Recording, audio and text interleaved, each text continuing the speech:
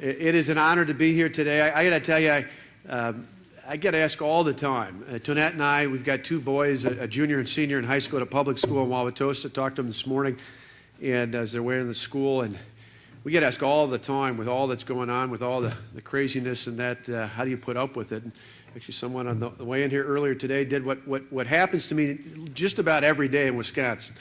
Whether I'm at a factory or a farm or small business, I get someone who will come up and say, Governor, just want to let you know that me and my family, we pray for you.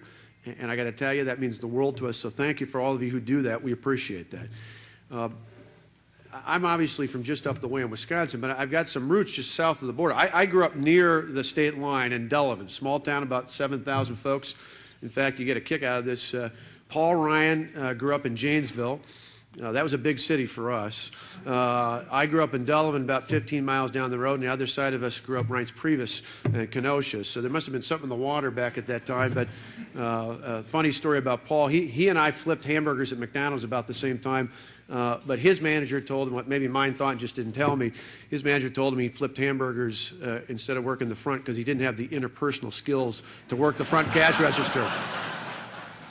So I'm sure when he gave the response to the president last year after the State of the Union, that manager and probably the high school basketball coach that cut Michael Jordan were both having a drink somewhere commiserating about the mistakes that they made. But I thought, to start off, and obviously I want to share about how we're trying to take our state forward instead of going backwards, and hopefully how we can inspire some of those same ideas here in Illinois to help you go forward as well.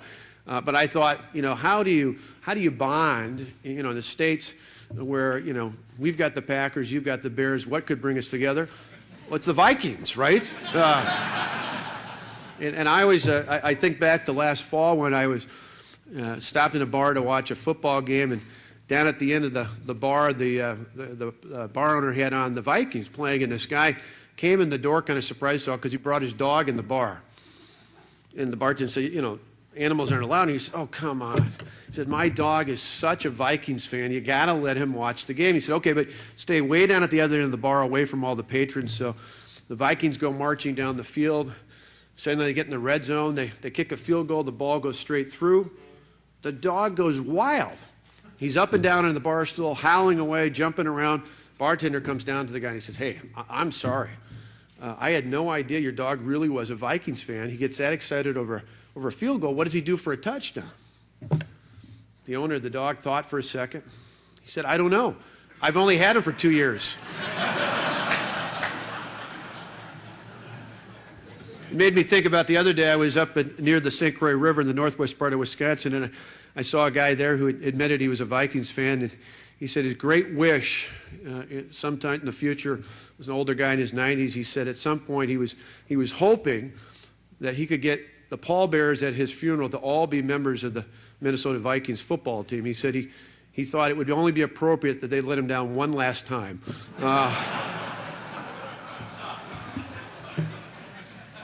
But on a serious note, for us, I just was talking last week, going around our state, talking about the choice that we're going to have in a couple of weeks at the beginning of June, on June 5th. And for us, it's real simple. Do we go back to the days of double-digit tax increases, billion-dollar budget deficits, and record job loss? Or do we take the positive foundation that we built in the past year to move our state forward? And that's really the choice in Wisconsin. Do you go forward or backwards? And I want to spend a couple minutes this morning here talking about that and talking about some of the challenges I think that you have here in the state of Illinois and how you can take action to move forward as well. When I came in last year, it was mentioned in the introduction, it was interesting. Early last year, I had a national reporter come and talk to me, and he said, why are you moving so quickly? At that point, we had passed through one of the most aggressive pro-job agendas just in the first month. Even before our budget reforms, we'd passed some of the most positive pro-business, pro-job creation in the entire country.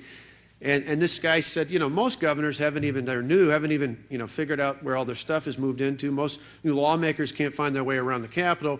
And yet you and the new majorities in the State Assembly and the State Senate have taken this very aggressive approach when it comes to job creation in your state. Why is that?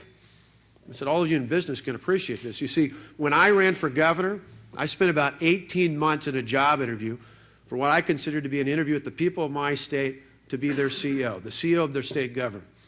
And I laid out what I thought were the challenges. We faced an economic and a fiscal crisis when I was running in 2010, and then I told people what I do. And then, like anybody in business who takes over a failing company, you don't wait a year or 6 months or even a month. You start acting on it the very first day you take over the company, right? If you wait, things just get worse. In our case, Wisconsin couldn't wait. We had to take action. And so we called the legislature into a special session literally the very first day I took office. I took the oath of office, gave my speech, walked back to my conference room, and handed the new Speaker of the Assembly and the new Senate Majority Leader the letter calling them into a special session.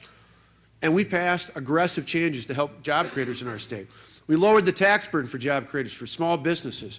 We made it more attractive for investors to bring not only business but investment into Wisconsin-based companies into our state. We lowered the overall property tax burden. In fact, we just announced yesterday that the new data shows that in actual, not in estimates, property taxes went down for the first time in 12 years in the state of Wisconsin. That's after a period of time from 1998 until a year ago where property taxes in our state went up 43%. Last year, they actually went down in the state of Wisconsin because of our reforms. We said that's important for small business owners, for family farmers, and certainly for homeowners in our state. But we did more than just tax cuts. We put in place a new system to streamline our regulatory process. So what we enforce is about common sense, not about bureaucratic red tape. In fact, our NFIB up in Wisconsin was a great partner with us. We have a whole new panel that not only can prevent bad rules from going into place in the future, we can go back and repeal bad ones that are already in the books. That's tremendously important for small businesses in our state. Because so many of the things that we have in the books, and like other states do as well, were antiquated, totally out of date, out of touch with reality. We're all for public safety and public health, but they should be science-based rules, and they should be predictable in every part of our state, in every instance out there. That's how small businesses grow. It's not just about taxation and regulatory costs, it's about litigation costs as well.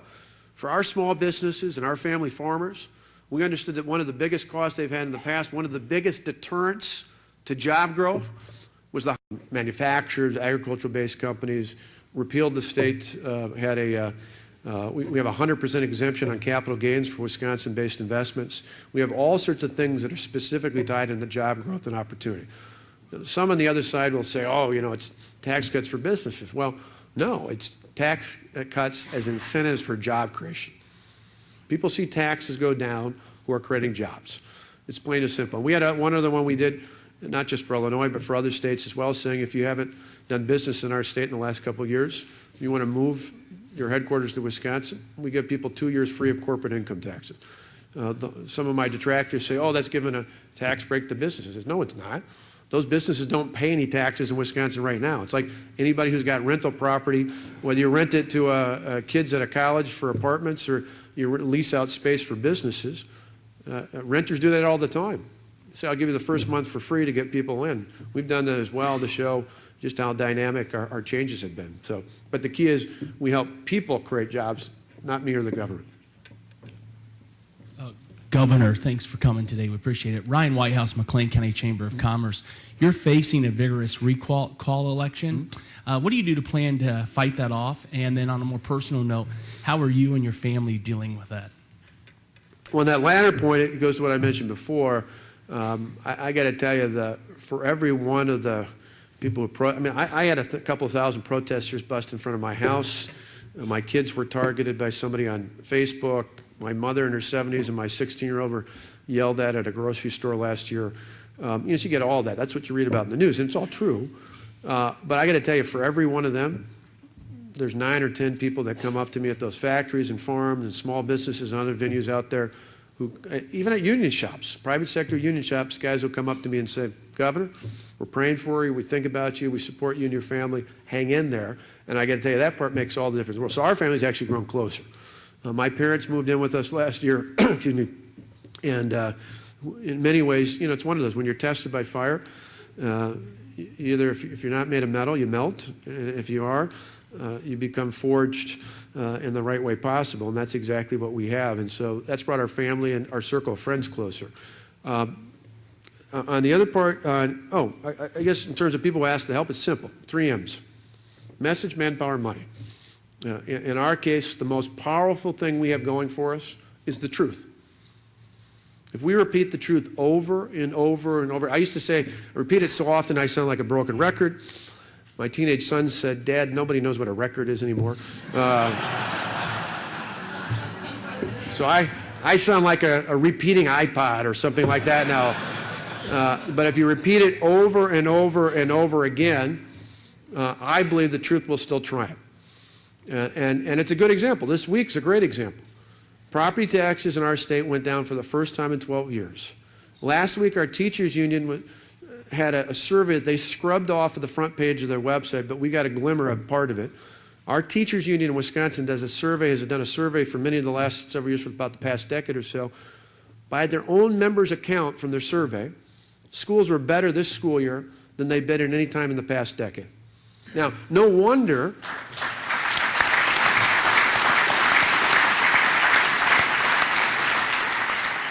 they didn't want that information out, because it runs contrary to the money they're pouring into the attack ads. Where they pick out one or two little outliers instead of looking at the totality out there. That's because in the past, even when Democrats were in control in our state, they cut things in public education. The difference is they didn't give the schools anything to deal with it with. We did. We gave them fundamentally the reforms they needed to balance their budgets and make the investments back in the classroom. So message, manpower, I'd say you're close enough, particularly those who have mentioned being from Rockford and places like that. Next couple of weeks, we'll put you up somewhere if you want to come knock on doors or help make calls, because Lord knows people from not just Illinois, but from Nevada and D.C. and others are being bussed in by the unions. And so people who care about the choice between whether the big government union bosses are in charge or whether or not taxpayers are in charge, we'll take help from people across my state and around the Midwest if you want to help us out. And the last thing is money. And it's not just big dollars. My last report showed that 76.5% of my donations came from people who gave me $50 or less. So scottwalker.org, pass it on. You can give more than 50 if you want, but it's a fundamental grassroots effort from across our state and really across the country of people who care, who understand what's at stake. Last thing I'll say before I get the hook here is, and I appreciate that pen. Gave me a pen with Lincoln's signature on it. People may find it surprising, but in our residence, we have a bust of President Lincoln. And last year, we changed the decorations, if you will, in the governor's residence to reflect the anniversary of the start of the Civil War. And we went to our Historical Society and our Veterans Museum, and we have a picture of Old Abe up, who was one of the most well-known mascots out of Wisconsin, but in all of the Civil War. We put up other artifacts in that. And the reason is not just because it's cool and I love history, but because back at the start of the Civil War, Wisconsin wasn't even 13 years old. We were a state, we were the 30th state, we were only one of the smaller states, far removed from where the fighting was in the Civil War. We were only about 775,000 people at the time. Yet our state sent 91,000 soldiers to fight, of which 12,000 never made it home, to fight in the Civil War. That's 1 out of every 9 man, woman, and child in our state was a soldier in the Civil War. The reason I say that is one of the toughest things I do is go to military funerals, and one of the greatest things I do is go to welcome homes for military personnel. But I think of the history of our state, when people ask me about where do our young men and women get the courage to go off sometimes for the 2nd, 3rd, 4th, or more deployment, I say it's a rich part of our history. It goes all the way back to our founding. In 1848, right before we became a state in May of 1848, we passed a Constitution, and there's a part of it in there. It's never been altered, never been amended. It's one of the few parts that hasn't been touched in our state. And it talks about the proper role of government in our lives. Not about politics, conservative, Republican, but the proper role of government in our life. And it simply says this: moderation and frugality in government leads to freedom and prosperity for our people. Our founders had it pretty right back then. It's a good lesson not just for those of us who honor the Constitution of Wisconsin, but for all of us who strive for freedom and prosperity for our people all across this great country. Thanks very much for having me.